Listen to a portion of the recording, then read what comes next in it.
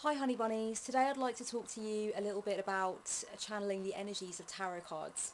This is something that I do personally in my own tarot practice, and it's something that I think can be really valuable when it comes to moving us beyond this idea of only using tarot to lay out a spread and home in on a focus area or answer a question.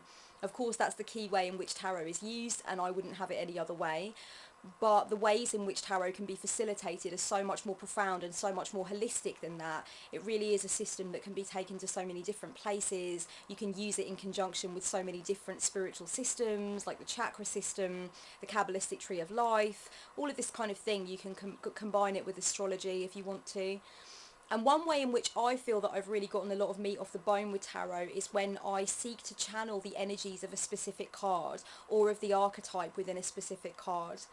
And the way that I do that is really by selecting a card consciously that I feel really speaks to the challenge that I'm facing in my life, or really kind of aligns itself with where I want my energetic flow to kind of move towards. And I choose that card, and then I actually spend some time, almost what I would call ritualistic time, with that card, sitting with that card, and really kind of absorbing its energy and actually opening myself up to be a channel for any messages that the energy of that card wants to bring forth. I really believe that each tarot card is invested with a key energy, a kind of primary energy, if you will, and then all of these subtle layers of meaning that can go down and down into the oceanic depths and really can go as far down as you want them to go. And as you evolve as a person, so too your understanding of each card in the deck will evolve, and that's why it's so important to revisit each card and to keep bonding with each card and keep kind of honing your relationship with each card. Whenever I feel like there is some kind of important primary energy missing in my life, if I feel like I need to call forth some kind of power that at the moment I don't feel like I can get in touch with, anything like that, I tend to actually channel the energy of a tarot card, and I ask for messages from that tarot card, from its deepest, most primal center, from the core of what it really means. So for example, if I was having difficulty trusting my intuition, if I was struggling with paranoia or insecurity, for example, if I felt like there was some kind of mental conflict that was going on that was stopping me from seeing the entire truth of something or getting in touch with my truth about something, I might choose to ritualistically channel the energies of the moon and actually ask that card itself to offer me messages. So really what I'm looking to do is I'm looking to open myself up to messages from outside of me. I'm looking to open my consciousness up to be a kind of funnel, a receptacle to channel these voices from the source of that card. And the moon would be kind of my chosen one for that. If I was experiencing indecision with a material choice that I felt would have vast consequences for my future, and I was worried about making the wrong decision, I might choose to channel the primary energy of the Two of Pentacles. I'd basically open myself up, I would clear myself, and much the same way you do when you go into the meditative state or before you do powerful spellcraft. You clear your aura, you kind of cleanse your auric field, and moving through the chakras is a very good way to do this, and I'm planning on talking about that in another video fairly soon. But just getting to know how to control your auric field, how to cleanse your auric field, and how to keep your vibration high, this is very important stuff to know before beginning channeling work. And then you're opening yourself up to messages that are for your highest good. You're opening yourself up to information that you need to glean at this time. And then you just try and keep your ego pushed back to the side and just be a clear vessel for the source of that primary energy of the card to come through. And you'll often find when you do this that it feels a little awkward and tetchy at first, but that eventually when you get into the feeling of doing this, you're actually inviting the depths of the personality of that tarot card into the equation and into your problem solving process, if you like.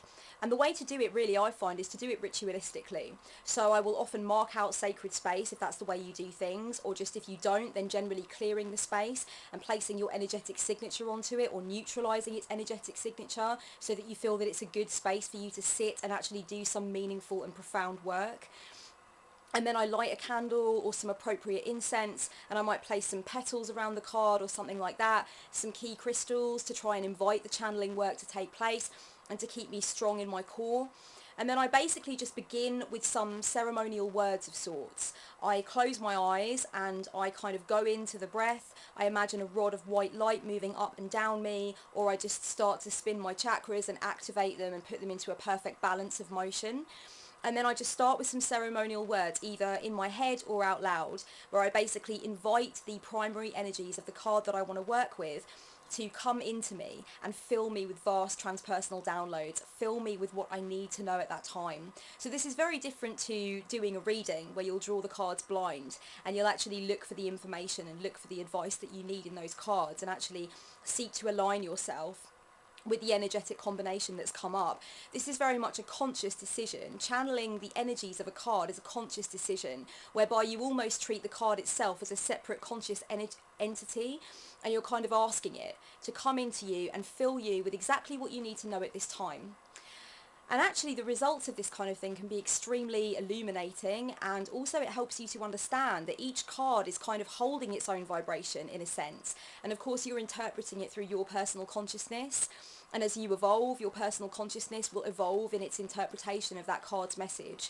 And of course, with regard to whatever you're going through at that time, the card's message will change. But essentially, it's just like working with your matron or patron. It's exactly the same. It's summoning the energies that have been built up around a card and within its imagery and behind its imagery and deep in the depths of its meaning.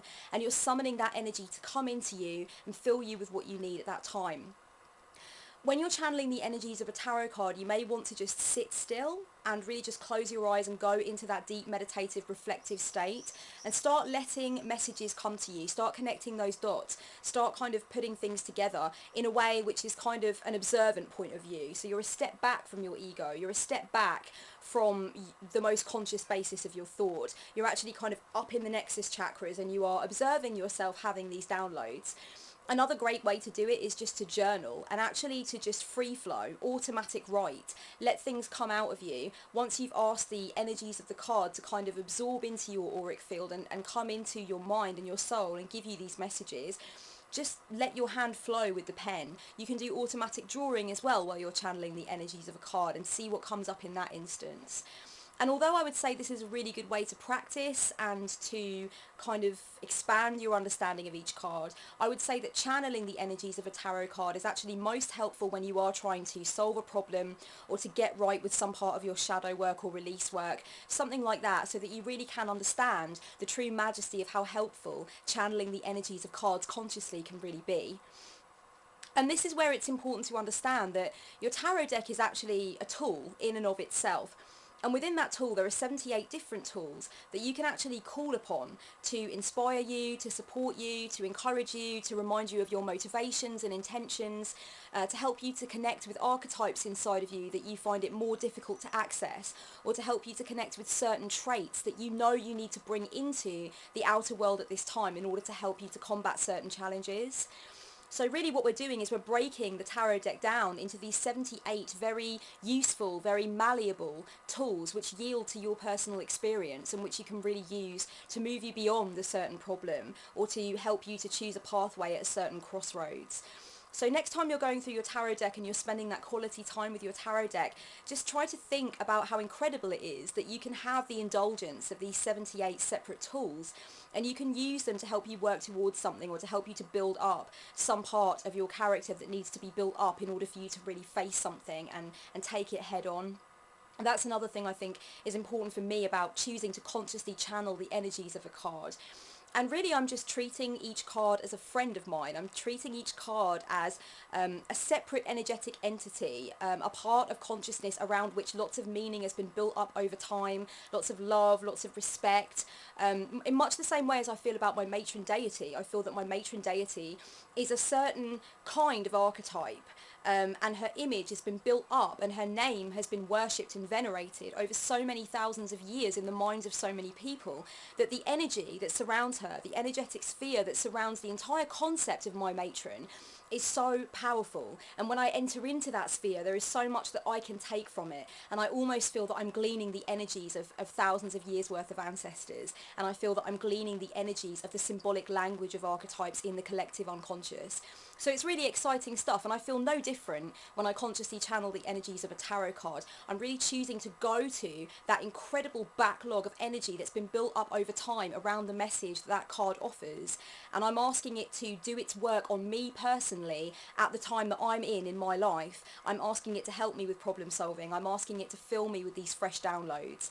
so that I can really take something from the equation and go back into my situation all the stronger. So it's powerful stuff, and if you want, you can use the lunar phase to help you to connect with a certain time during the lunar phase that might be particularly propitious for the work that you're doing. For example, if you're really trying to use a tarot card to help you with release work and to help you with surrendering to certain things, or to help you to say goodbye to certain parts of your past, you might choose to use the new moon or the waning moon. If you're using, for example, the Chariot to really channel your sense of independence and autonomy, and you're really wanting to go forward and do something in the tangible realm, you might choose to do that kind of thing on the waxing moon, or in fact on the full moon. So you're really inviting that key energy of abundance and empowerment, and that sense of doing something, that sense of being active and potent, and kind of filling up the outer world with whatever's within you. So you can use the lunar phase to help you to kind of connect with the perfect time to channel the energies of a tarot card, and please let me know how it goes. And it's really just a way of communicating with the cards on a whole new level and feeling that really personal connection to them, and it's something that I hugely enjoy doing. If you would like to know more about how my journey with different tarot decks is going and that kind of thing, I did write a blog post about that just yesterday, and I'll link it for you guys below.